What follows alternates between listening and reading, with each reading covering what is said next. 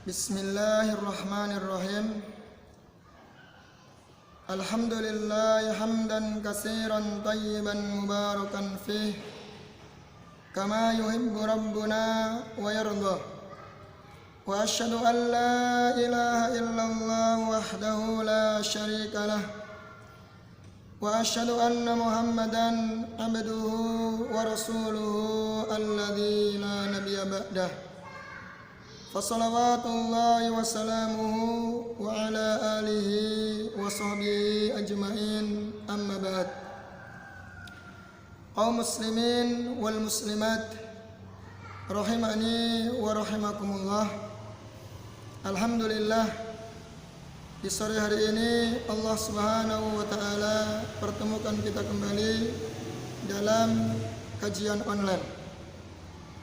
Semoga yang kita kaji di sore hari ini senantiasa mendapatkan kasih sayang Allah Subhanahu wa taala, sekaligus menambah wawasan kita untuk terus jalan di atas ilmu yang nafi'.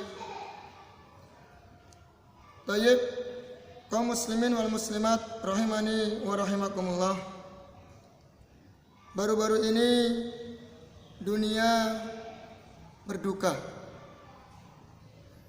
atas meninggalnya para alim minal ulama yang kita tahu bersama. Sebelumnya ulama yang bernama Syekh Abdurrahman As-Suhaim, kemudian disusul oleh Syekh Ali Adam rahimallahu ta'ala, yang beliau dari Ethiopia sekaligus mengajar tetap di Makkah Al-Mukarramah. Dan baru-baru ini dunia juga dikejutkan meninggalnya salah seorang alim yang bernama Syekh Ali Hasan Al-Halabi Al-Asari. Beliau salah seorang ulama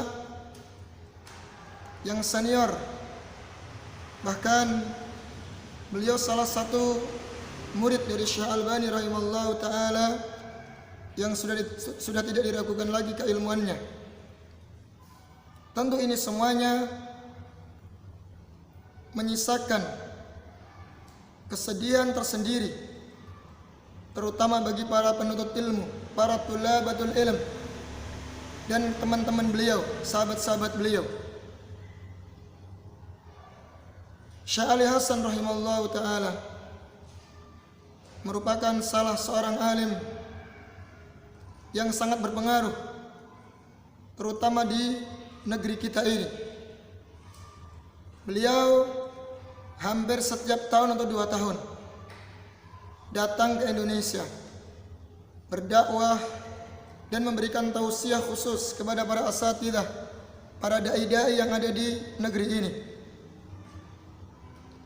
Dan beliau salah seorang alim yang tegas dalam menyampaikan al-haq. Beliau tegar di atas sunnah dan gigih di atas manhaj salaf. Beliau juga fasih lisannya dalam menjelaskan, dan sosok yang sangat lemah lembut. Semoga Allah Subhanahu wa taala mengampuni dosa-dosanya, dan Allah Tabaraka wa taala merahmatinya dan memasukkan ke dalam surganya. Amin, Allahumma amin. Dari sisi lain, kita mendengar hadis Rasulullah sallallahu alaihi wasallam bahwa wafatnya seorang alim menjadi tanda dicabutnya ilmu. Dalam sebuah hadis riwayat Imam Bukhari dan Muslim, Rasulullah sallallahu alaihi wasallam bersabda, "Inna Allah la yakbidul ilma intiza'an, walakin yakbiduhu yantazi'uhu biqabdil ulama. Innallaha la yantazi'ul ilma intiza'an walakin yantazi'uhu biqabdil ulama. Sesungguhnya Allah Subhanahu wa taala tidaklah mencabut ilmu ini sekali cabutan dari hambanya. Namun Allah Subhanahu wa taala mencabut ilmu ini dengan diwafatkannya para ulama. Jadi meninggalnya para ulama sebagai tanda Allah Tabaraka wa taala akan mencabut ilmu ini. Maka kita bersyukur kepada Allah Subhanahu wa taala yang masih diberikan kesempatan untuk belajar. Allah gerakkan hatinya untuk menuntut ilmu. Maka ini dimanfaatkan sebaik-baiknya. Karena di akhir zaman ini Allah akan cabut ilmu. Dan sedikit sekali yang mau belajar ataupun peduli dengan ilmu agamanya. Kemudian Rasul melanjutkan, hatta idza lam yabqa alimun ittakhadhan nasu ru'usan juhalan. Sehingga ketika tidak tersisa sedikit pun orang yang alim dalam agama ini, maka manusia menjadikan tokoh-tokoh, pemimpin-pemimpin dari kalangan orang-orang yang jahil. Fasu'ilu fa'aftau bighairi ilm fadallu wa adallu. Kemudian manusia tadi bertanya tentang urusan agama kepada orang yang jahil tersebut, pemimpin yang jahil. Kemudian mereka berfatwa tanpa ilmu, lantas fadallu wa adallu, dan mereka sesat dan menyesatkan. Ini fenomena yang sangat menyedihkan. Dan kemungkinan juga dari makna hadis ini bahwasannya, makna yang pertama tadi bahwasannya ketika orang alim sudah tidak ada lagi, tidak tersisa, maka manusia menjadikan tokoh pemimpin agama dari kalangan orang-orang yang jahil. Lantas mereka berfatwa tanpa ilmu, sesat dan menyesatkan. Ini makna yang pertama. Atau makna yang kedua, yaitu manusia menjadikan orang yang alim sebagai pemimpin mereka. Namun orang yang alim tersebut menjadikan agamanya hanya sebagai sebatas barang dagangan untuk meraih keuntungan dunia. Sehingga mereka menerima pesanan-pesanan fatwa dari tokoh-tokoh yang sesuai dengan hawa nafsu tokoh tersebut, bukan sesuai dengan ilmu, menuruti keinginan-keinginan yang dimaukan oleh tokoh-tokoh tersebut, bukan berdasarkan dengan wahyu Allah Tabaraka wa taala. Ini makna yang kedua, dan diungkapkan oleh salah seorang tabi'in yang senior yang bernama Ayyub As-Sikhtiyani. Beliau mengatakan bahwasannya kematian seorang yang alim ibarat salah satu anggota tubuh ini terpotong-potong. Beliau mengatakan, inni ukhbaru bimautir rajul min ahli sunnah faka'anni afqadu ba'du a'dha'i. Kata beliau, Ayyub As-Sikhtiyani mengatakan, sesungguhnya tatkala dikabarkan kepadaku akan kematian seorang laki-laki dari kalangan ahlus sunnah, apalagi seorang yang alim, maka saya merasa kehilangan sebagian dari anggota tubuhku. Merasa sakit akan hilangnya seorang yang alim, orang yang berjuang gigih meneruskan estafet dakwahnya para nabi dan rasul, kini telah tiada. Maka Kita berharap kepada Allah Subhanahu wa taala dan memohon kepada Allah Tabaraka wa taala agar menjadikan generasi-generasi berikutnya, entah dari anak-anak kita, dari pemuda-pemuda kita, orang yang peduli, orang yang mau berjuang di jalan Allah Tabaraka wa taala untuk menegakkan kalimat yang hak.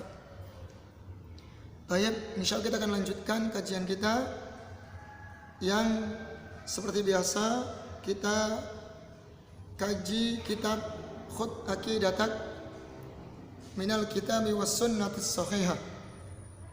Sebelumnya telah kita bahas tentang firqah atau sekte atau golongan yang menyimpang dalam masalah asma was sifat. Golongan yang pertama yaitu musyabbihah atau mumassilah, kelompok yang menyamakan nama dan sifat Allah Subhanahu wa taala dengan sifatnya makhluk. Mereka mengatakan bahwasannya tangan Allah seperti kayadina, seperti tangan kita. Turunnya Allah dari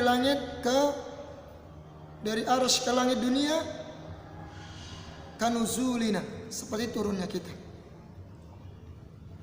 Dan yang semana dengan itu, mereka menyamakan sifat Allah Tabaraka wa taala bisifatil makhlukin, dengan sifatnya makhluk.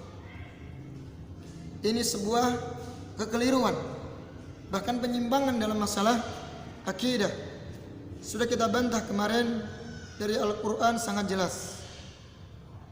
Surat Asy-Syura ayat yang ke-11, Allah katakan laisa kamitslihi syai' wa huwas samiul basir. Tidak ada yang serupa sedikit pun bagi Allah. Allah nafikan permisalan, penyerupaan Allah dengan makhluk, Allah nafikan. Kemudian Allah Tabaraka wa taala tetapkan sifat bagi dirinya As-Sami' Al-Basir, yang maha mendengar lagi maha melihat. Ya, jelas ayat ini membantah orang-orang mumatsilah. Allah tetapkan dirinya sifat, kemudian Allah sudah nafikan sebelumnya penyerupaan bagi dirinya. Artinya pendengaran Allah, melihatnya Allah tidak sama dengan makhluk. Baik. Kemudian juga kita bantah secara akal, ya, secara akal.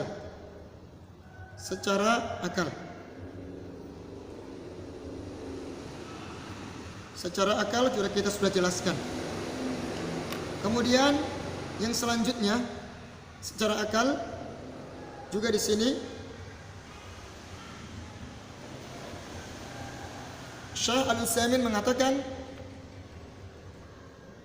annal qawla bil mumasalah bainal khaliqi wal makhluq yastalzimu naqsal khaliqi subhanahu wa ta'ala wa li anna tamsil al kamil bin naqis yaj'aluhu naqisan. Perhatikan di sini sisi rusaknya pemahaman mumatsilah dari segi akal, bahwasannya ucapan yang mengatakan bahwasannya Allah serupa dengan makhluk dari sifat-sifatnya, maka mengharuskan pelecehan, cacatnya Al-Khaliq, yaitu Allah Subhanahu wa ta'ala. Kenapa demikian? Karena menyerupakan yang sempurna, Allah Subhanahu wa ta'ala Al-Khaliq yang maha sempurna. Karena menyerupakan sang Khaliq yang sempurna, yaitu Allah Subhanahu wa ta'ala yang sempurna, dengan sesuatu yang kurang atau yang cacat, yaj'aluhu naqisan, maka menjadikan Allah yang maha sempurna tersebut sama-sama menjadi kurang dan cacat. Ini sisi secara akal.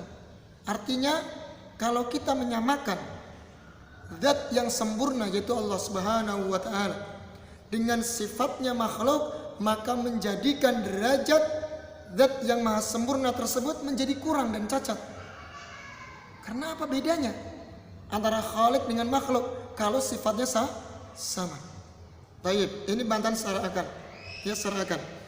Kemudian yang ketiga, secara akal juga di sini beliau mengatakan annal qaula bimumasalatil khaliq lil makhluq yaqtadi butlanal ubudiyatil haqq li'annahu la yakhda'u akilun li ahadin wa yudillu lahu ala wajhi at-ta'dimil mutlaqi illa ayyakuna a'la minhu.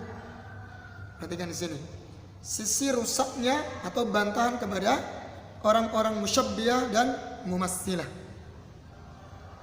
bahwasannya ucapan atau keyakinan yang mengatakan bahwasanya Allah menyerupai makhluk ini menuntut batilnya ubudiyah yang hak. Jadi ubudiyah, peribadahan yang hak kepada Allah Subhanahu wa taala akan rusak dan akan batil, menjadi batil. Kenapa demikian? Li'annahu la yakhda, karena tidak mungkin orang yang berakal merendahkan diri, menghinakan diri dengan penuh pengagungan yang mutlak, dengan penuh kecintaan yang mutlak, kecuali kepada zat yang derajatnya lebih tinggi daripada dia. Ketika kita beribadah kepada Allah Subhanahu wa taala, ya, ubudiyah, meningkatkan ubudiyah, beribadah kepada Allah Subhanahu wa taala. Nah, kalau zat Allah Subhanahu wa taala yang menciptakan kita itu disamakan dengan sifatnya makhluk, maka akan rusak ubudiyah ini. Kenapa demikian? Karena enggak mungkin ada orang yang beribadah kepadanya, merendahkan diri kepadanya, tunduk kepadanya dengan penuh keagungan yang mutlak, kecuali orang yang meyakini bahwasanya zat yang disembah tadi, yang diibadahi tersebut memiliki derajat yang lebih tinggi daripadanya atau daripada makhluk. Ini sisi rusaknya pemahaman mumassilah. Bisa dipahami ya? Baik, ini tadi bantahan secara akal. Kemudian kaum muslimin rahimani wa rahimakumullah, sekarang bantahan secara his, secara panca indera. Panca indera. Fa innana nusyahidu fil makhluqati ma tashtariku asma'uhu wa sifatuhu fil lafzi. Kata Syekh Utsaimin di sini, sesungguhnya kita telah menyaksikan pada makhluk sesuatu yang sama dari segi nama dan sifatnya. Jadi kita jumpai di dunia ini kan banyak nih makhluk-makhluk yang sama dari segi nama dan sifatnya. Dari segi lafadznya, tangan, ya, atau turun, kaki, mendengar, melihat, marah, dan sebagainya. Wa tatabayanu fil haqiqah. Wa tatabayanu fil haqiqah, sama dari segi lafaz, nama dan sifat, dan berbeda dari hakikatnya, tidak sama. Contoh, falil fili jismun wa quwwatun walil ba'udati jismun wa quwwatun. Kemudian Syekh Utsaimin memberikan contoh bahwasannya gajah itu kan punya tubuh, punya fisik, punya jasad, wa quwwah, dan punya kekuatan. Begitu pula dengan semut, dengan nyamuk. Ya, nyamuk juga punya fisik dan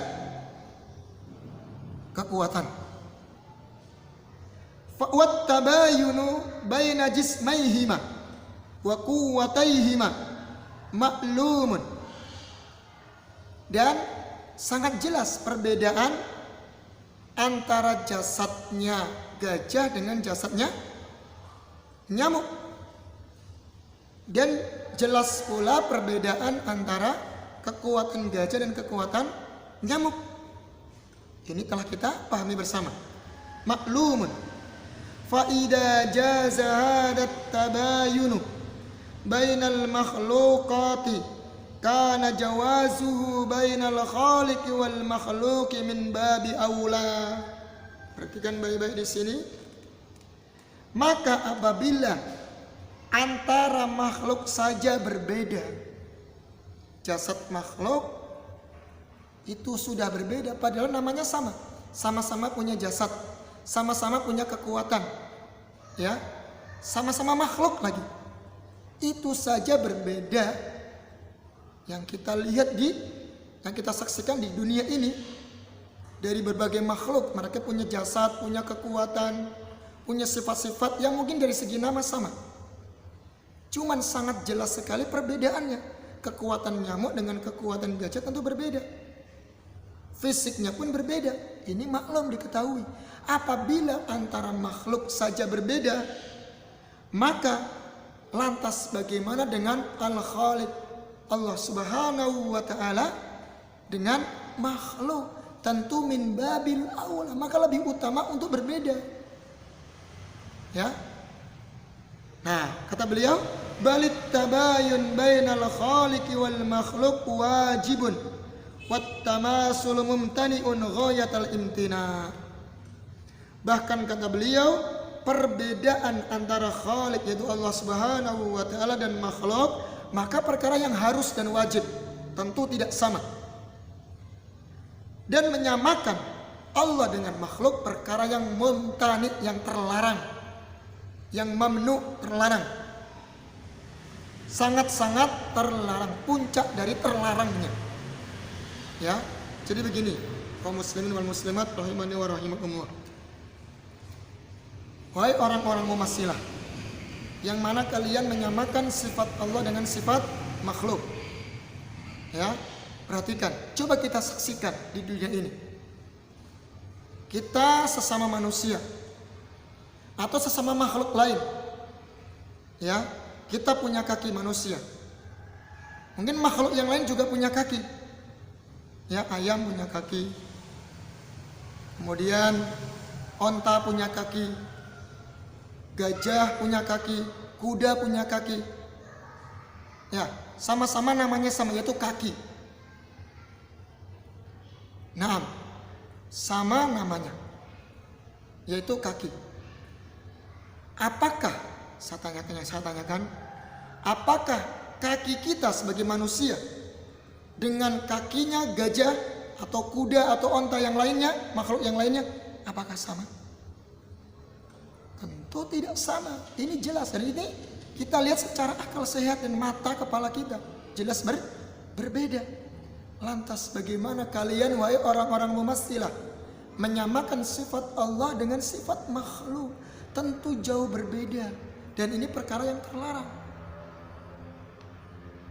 Bagaimana mungkin antara sesama makhluk aja berbeda? Ya, bagaimana antara Allah dengan makhluk? Tentu lebih berbeda, min babil aula. Ini kalau dalam ilmu usul namanya qiyas aulawi. Perbandingan kepada yang lebih aula. Secara sesama makhluk aja tidak sama. Padahal sama-sama namanya sama, sifatnya sama. Ya. Marahnya kita dengan marahnya harimau contohnya atau singa berbeda. Sama-sama marah. Sama-sama punya kaki. Sama-sama melihat, sama-sama mendengar. Namun apakah sama pendengaran kita dengan pendengaran makhluk tersebut? Tidak sama. Marahnya kita dengan marahnya makhluk tidak sama. Terlebih Allah dengan makhluk. Begitu maksudnya ya. Itu yang kita saksikan dengan panca indera kita yang ada di dunia ini. Baik. Ya.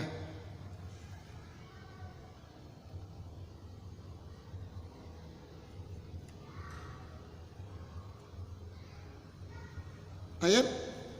Ini bantahan secara his, secara panca indera. Kemudian kata Syekh Utsaimin rahimallahu taala, wa amma qauluhum, bantahan selanjutnya. Adapun ucapan mereka, fa idza khatabana anil ghaib bi syai'in wajaba hamluhu 'alal ma'lum fi syahid fajawabuhu min wajhaini. Kata beliau, orang-orang Mu'tazilah mengatakan demikian. Apabila Allah Subhanahu wa taala mengajak bicara kepada kami dengan perkara sesuatu yang gaib, yang tidak bisa diketahui, maka wajib kita bawa kepada sesuatu yang maklum, yang diketahui, yang kita lihat yang bisa kita saksikan dengan mata kepala kita. Jadi kan mereka mengatakan bahwasannya ketika Allah Subhanahu wa taala mengajak bicara dalam Al-Qur'an, ya, dengan sesuatu yang gaib, yang tidak bisa kita ketahui sesuatu tersebut, maka wajib bagi kita membawa makna yang gaib tadi dengan makna yang diketahui, yang kita saksikan di dunia ini, agar kita paham, kata dia. Baik, maka jawabannya ada dua segi, kata Syekh Utsaimin. Yang pertama, ahaduhuma annama akhbarallahu bi an nafsihi innama akhbara bihi mudafan ila nafsihil muqaddasah fayakunu laikan bihi la mumasilan li makhluqatihi. Perhatikan baik-baik di sini. Kata beliau, sesungguhnya yang Allah kabarkan tentang dirinya, ya, innama akhbara bihi, itu hanya Allah menghabarkan dengan sesuatu yang disandarkan kepada dirinya yang suci. Maka tentunya yang sesuai dengan Allah, sesuai dengan keagungannya, sesuai dengan kemuliaan bagi Allah, tidak sama dengan makhluk. Jadi ketika Allah Subhanahu wa taala menghabarkan tentang sifat-sifat bagi dirinya, ya, mendengar, melihat, punya tangan, ya, kemudian dari sifat-sifat yang lainnya, marah dan yang semana dengannya, itu Allah sandarkan untuk dirinya. Maka ketika sifat itu disandarkan untuk Allah, tentu sesuai dengan keagungan dan kemuliaan bagi Allah, tidak sama dengan makhluk. Perhatikan di situ ya, orang-orang Mu'tazilah. Jadi apa yang Allah kabarkan tentang dirinya itu kan Allah sandarkan untuk dirinya. Berarti sifat tersebut tentu kita sesuaikan dengan sifat yang sempurna bagi Allah, sifat yang layak bagi Allah sesuai dengan keagungan dan kemuliaannya. Wala yumkinu li ahadin ay yafhama minhu al-mumasalata illa man lam ya'rifillah ta'ala wa lam yuqaddirhu haqqa qadri. Nah ini, wa lam ya'rif madlulal khitabil ladzi yaqtadi siyaq. Jadi kata Syekh Utsaimin, dan tidak mungkin bagi seseorang yang memahami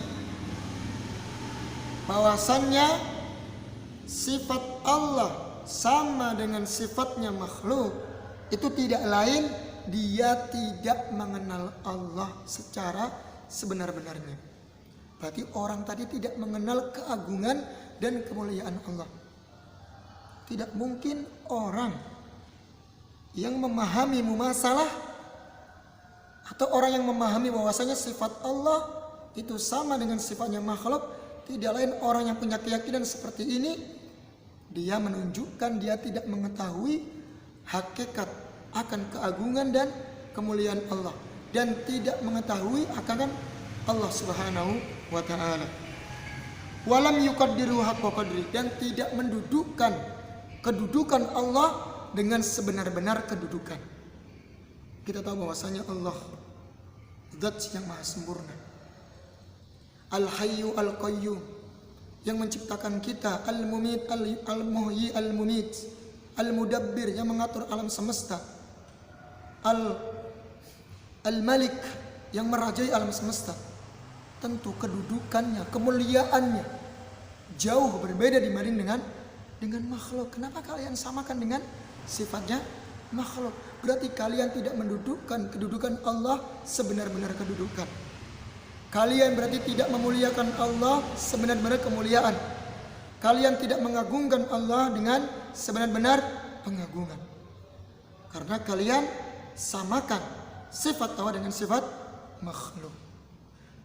Dan kalian tidak mengetahui dilalah khitab, ya, khitab yang Allah bicarakan dalam Al-Quran, kalian tidak memahaminya, yang dituntut dalam kalimat tersebut, ya, tidak memahami siyak bahasa Arab dengan benar.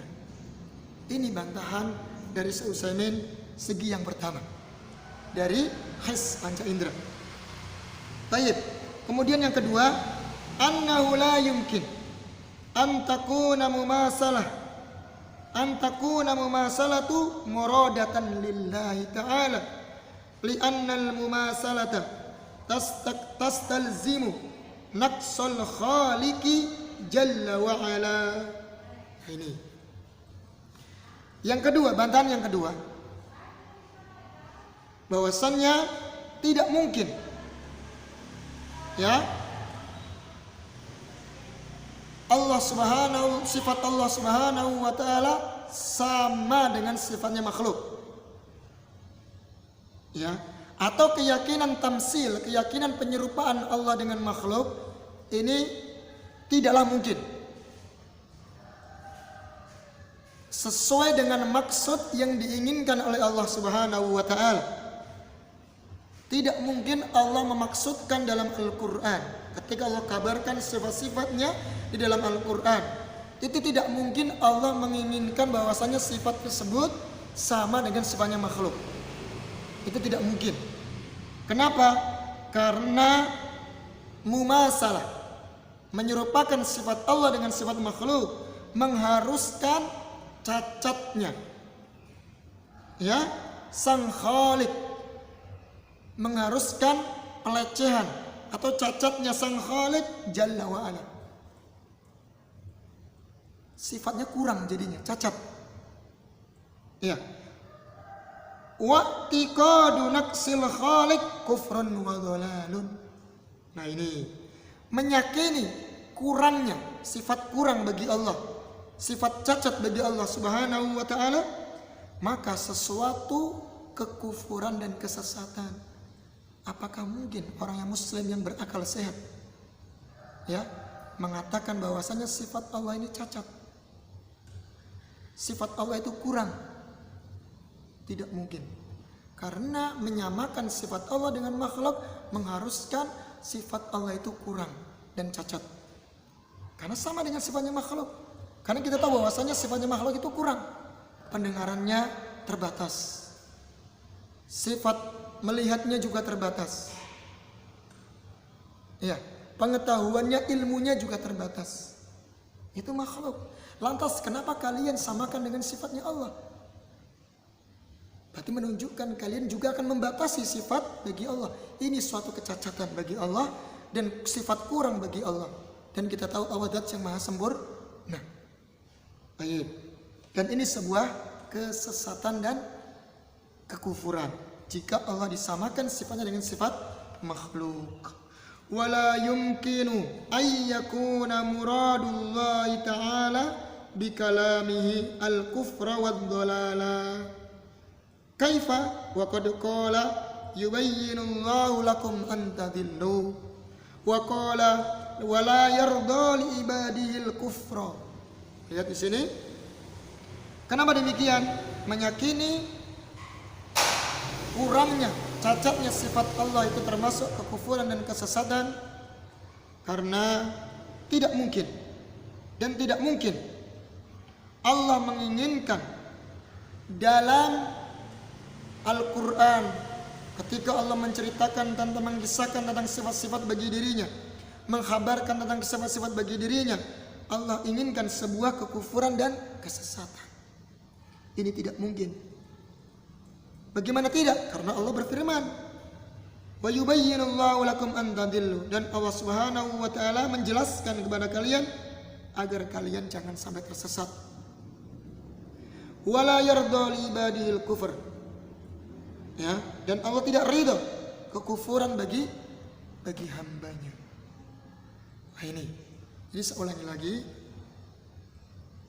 Keyakinan mumasilah atau musyabbihah, orang-orang yang menyerupakan, kelompok yang menyerupakan sifat Allah dengan sifatnya makhluk, ini keyakinan yang menyimpang dari akidah Ahlussunnah wal Jamaah.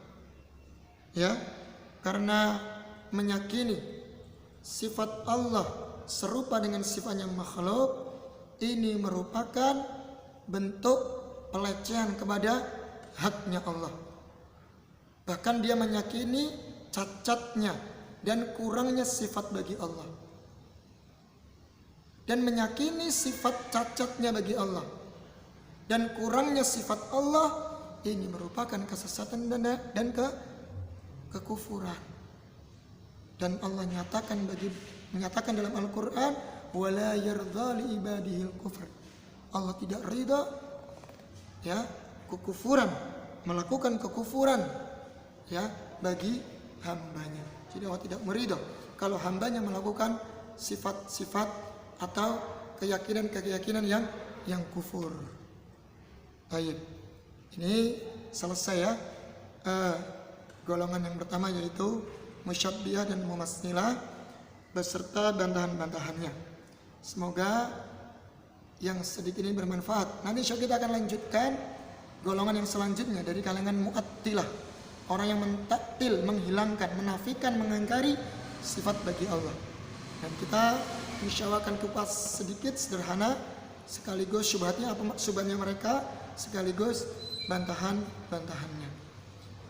Mudah-mudahan bermanfaat. Kurang lebih kami mohon maaf atas segala kekurangan.